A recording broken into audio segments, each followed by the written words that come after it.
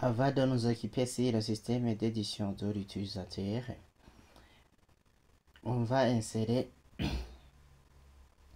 la barre de navigation comme on l'a vu précédemment dans les vidéos précédentes. Donc, qu'est-ce que je dois faire?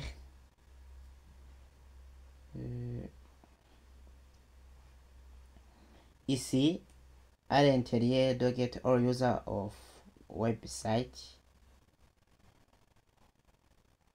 en bas de Body, je dois inclure quoi? Du code de PHP.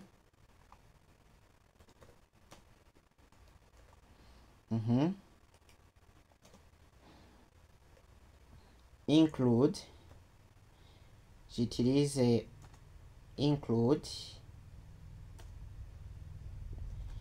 Je vais où? Je vais inclure tout d'abord le navbar user.php.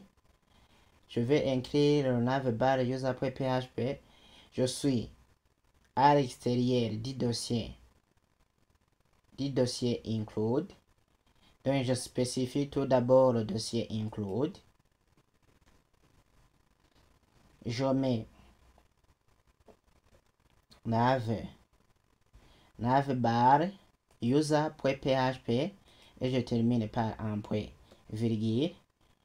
Je mets des retours à la ligne pour laisser un espace.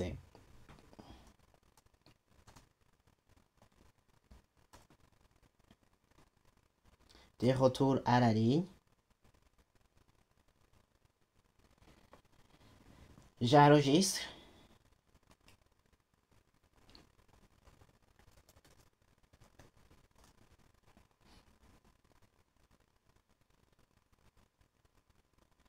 Je vais où? Je vais dans navbar. Tout ce qui se trouve dans navbar user.php, j'enlève.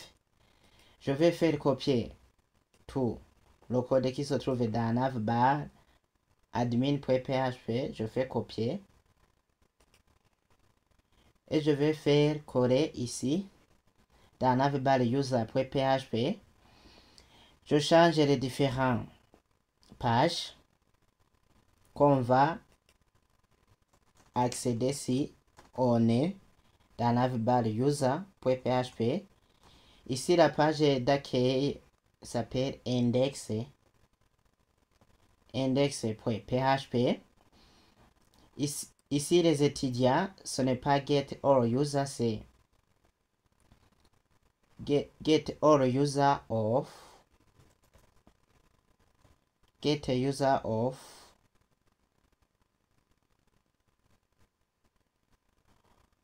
website. Of website.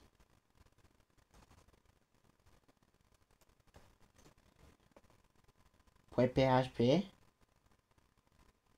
Je regarde si j'ai bien écrit la page d'affichage des étudiants. Pour se déconnecter, je reste. On va sur le même fichier. Et oui. J'enregistre. La barre de navigation que je viens que je viens de mettre dans navbar user.php, c'est une barre de navigation qu'on a fait copier dans les vidéos précédentes sur le site de Bootstrap. Et notre Bootstrap va être pris en compte. Le fait que j'ai inclus dans head user, ici dans head user, j'ai déjà téléchargé Bootstrap. Et il se trouve où? Il se trouve dans quel dossier? Il se trouve dans Asset. On va y aller dans CSS. et nous voulons mettre le bootstrap min.css. Si j'actualise la page, qu'est-ce que je trouve? On voit bien que ici notre page se trouve correctement, sauf que ici on est sur la page d'affichage. La page d'affichage, on s'occupe de la page d'affichage de tous les étudiants de notre site. Occupez-nous alors de ce système. Donc je vais faire copier quoi?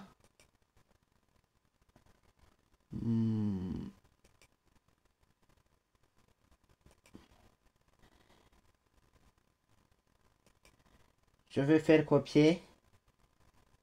Avant de faire copier, je vais faire un fichier que je vais appeler edit etudia user.php. Mais pourquoi je veux que l'étudiant modifie ces informations? J'ai dit cela dans la vidéo précédente. Il arrive que lorsque vous faites l'inscription sur le site, il arrive que vous mettez des informations qui sont fausses et vous pouvez éditer ces informations en état connecté. C'est pourquoi alors nous allons nous occuper sur le système de modification. Donc je vais créer un fichier que je vais appeler edit etudia user.php. Je vais le créer à l'extérieur.